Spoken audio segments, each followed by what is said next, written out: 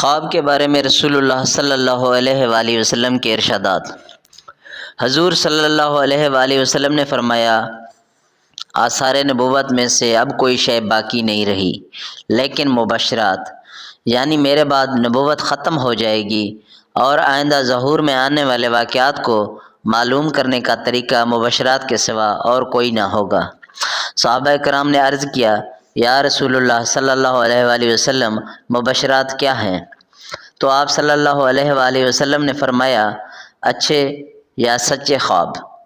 سچا خواب ایک قسم کی وحی ہے تاکہ دیکھنے والا خدا کے حکم سے غافل نہ رہے۔ جب تک خواب بیان نہ کیا جائے وہ پرندے کے پاؤں پر ہوتا ہے، یعنی غیر منتقل۔ جب اسے بیان کر دیا جائے تو واقع ہو جاتا ہے۔ سب سے بڑا بہتان یہ ہے کہ آدمی اپنی آنکھوں کو وہ چیز دکھائے جو آنکھوں نے نہیں دیکھی، یعنی آنکھوں کا بہتان باندھے اور جھوٹا خواب بیان کرے۔ جب خواب میں شیطان کسی کے ساتھ کھیلے تو چاہیے وہ اس خواب کو دوسروں کے سامنے بیان نہ کرتا پھرے۔ مومن کا خواب نبوت کا 46واں حصہ ہے۔ دوست یا دانا آدمی کے سوا اور کسی سے خواب بیان نہ کرو۔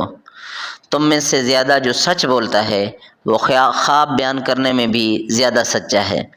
زیادہ سچا خواب صبح کے وقت کا ہوتا ہے۔ اچھا خواب خدا کی طرف سے ہے، چنانچہ جو شخص کوئی اچھا خواب دیکھے تو صرف اسی سے خواب بیان کرے جس سے وہ محبت کرتا ہے، ہر آدمی سے خواب بیان نہ کرتا پھرے۔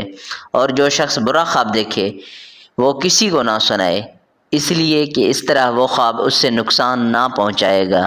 جو شخص برا خواب دیکھے اسے چاہیے جاگ اٹھنے پر 3 بار بائیں جانب تھتکار دے اور خدا تعالیٰ کی 3 مرتبہ شیطان سے پناہ مانگے، اور جس کروٹ پر اس نے خواب دیکھا تھا اس سے بدل دے۔